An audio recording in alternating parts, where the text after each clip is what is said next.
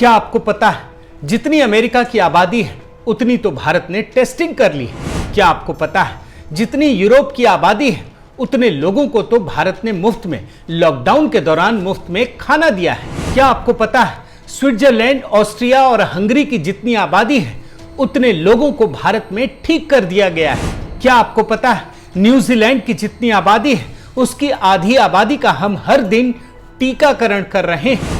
भारत की संस्कृति है नेकी कर दरिया में डाल, मगर कुछ लोग ऐसे हैं जिन्हें तब भी भारत को बदनाम करने में मजा आता है। कुछ तथाकथित भारतीय बुद्धिजीवियों को एक विचित्र रोग लगा हुआ है।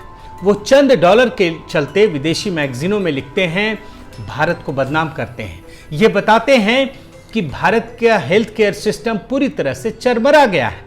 ऐसे लोगों के लिए मैं दुनिया के कुछ ताकतवर मुल्क की कहानियां लेकर आपके सामने आया हूं।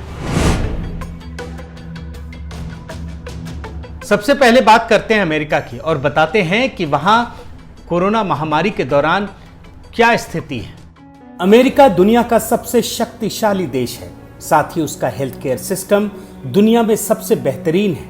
लेकिन आप ये जानकर हैरान रह जाएंगे कि इस महामारी में सबसे अधिक लोग इसी देश में शिकार हुए, सबसे अधिक मृत्यु भी इसी देश में हुई।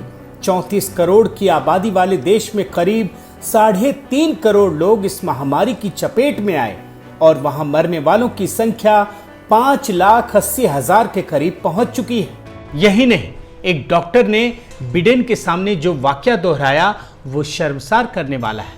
उस डॉक्टर ने बताया कि एक ही मास्क को 2-2 हफ्ते तक वो पहनने के लिए विवश है। What's the hardest part you're having to deal with? Yeah, so I've had the same mask for 2 weeks now. And it's supposed to be like one-time use. So you go into a patient's room, you use it, you come out, you throw it away. Yeah. We've been keeping ours and washing them and keeping them in bags and cleaning them off, and it's terrible. यही वो देश है जहां खाने के सामान के लिए लंबी लंबी लाइनें लगी थी। 2 करोड़ लोग बेरोजगार हो गए। जहां तक वैक्सीन की बात है तो यहां अभी तक सिर्फ 13 करोड़ लोगों का ही पूरी तरह से टीकाकरण हो पाया है। अब बात करते हैं जर्मनी की। जर्मनी एक विकसित देश है। यहां की आबादी सिर्फ 8 करोड़ है, लेकिन आप ये जानकर हैरान रह जाएंगे कि यहां पर सिर्फ 2.5 करोड़ लोगों को ही एक बार टीका लगा है। रॉयटर ने 25 मई को जो खबर दी उससे पता चलता है कि वहां वैक्सीनेशन को लेकर किस प्रकार से अव्यवस्था फैली हुई है। लोगों को पता ही नहीं चल पा रहा है कि उन्हें कब टीका लगेगा। जब भारतीय ही भारत के सिस्टम का मजाक उड़ाते हैं तो देखिए, एक भारतीय ने जो जर्मनी में रह रहे हैं उन्होंने एक ट्वीट किया और क्या लिखा है। उन्होंने वो ये बता रहे हैं कि किस प्रकार भारत की व्यवस्था जर्मनी से बेहतर है। अब बात करते हैं जापान की। जरा यहां की भी व्यवस्था को देख लीजिए। जापान की आबादी लगभग 13 करोड़ है, भारत की आबादी का लगभग 10वां हिस्सा, और आर्थिक उन्नति के मामले में भारत से 2 गुना अधिक शक्तिशाली है। ऐसे देश में अभी 65 साल से अधिक आयु के लोगों का ही टीकाकरण शुरू हुआ है, वो भी 25 अप्रैल से, यानी करीब 3.5 करोड़ लोगों को ही टारगेट किया गया है। 24 मई को प्रकाशित जापान टाइम्स के मुताबिक जापान का लक्ष्य है कि 10 लाख टीके हर रोज लगाकर इन उम्र दराज लोगों का जुलाई तक टीकाकरण पूरा कर लिया जाए। आप जापान जैसे देश की तुलना भारत से कर लीजिए। यहां आज हर दिन 40 लाख लोगों का टीकाकरण हो रहा है। यही नहीं, जब हमने जापान के समाचार पत्रों को खंगाला तो ये भी पता चला कि वहां किस प्रकार अस्पतालों में बेड कम पड़ गए हैं और फ्रंटलाइन वर्कर्स की हालत बेहद खराब है। अब जरा ऑस्ट्रेलिया के भी हालात देख लीजिए।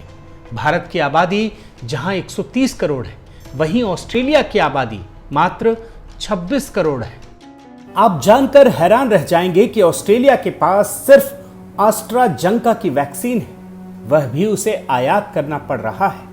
जिस गति से ऑस्ट्रेलिया में वैक्सीन का कार्यक्रम चल रहा है उसके हिसाब से ऑस्ट्रेलिया को 2022 तक का समय लग जाएगा अपनी 26 करोड़ आबादी को टीका लगाने में, जबकि भारत ने अभी ही 20 करोड़ लोगों को टीका लगा दिया है। हमने ऑस्ट्रेलिया के कई न्यूज़पेपर्स को खंगाला तो वहाँ की खराब स्थिति का भी अंदाज़ा हो गया।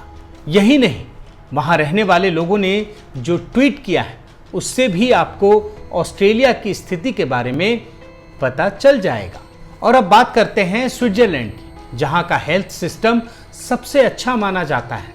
और यहाँ की आबादी कितनी है आप जानते हैं? सिर्फ 85 लाख। जब हमने यहाँ के अखबार को खंगाला तो पता चला कि यहाँ 70 लाख लोगों का टीकाकरण होना है, लेकिन 7 मई तक मात्र 10 लाख लोगों का टीकाकरण हो सका है। सोचिए, 70 लाख लोगों के टीकाकरण के लिए स्विट्जरलैंड को कितना वक्त लगेगा।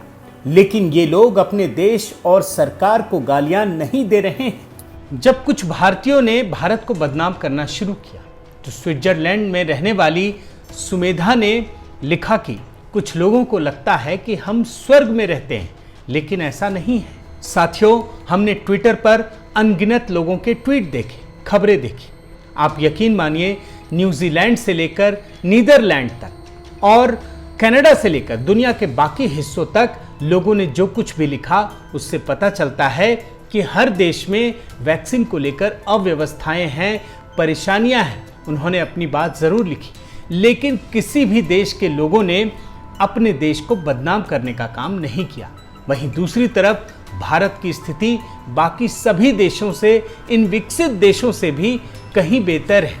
लेकिन यहाँ के कुछ लोग विदेशी मैगजीन में लिखकर न केवल भारत को बदनाम करते हैं, बल्कि ऐसा लगता है कि एक पैनिक क्रिएट करने की भी कोशिश करते हैं। और ये सारी चीज़ें भारत के हित में ठीक नहीं कही जा सकती।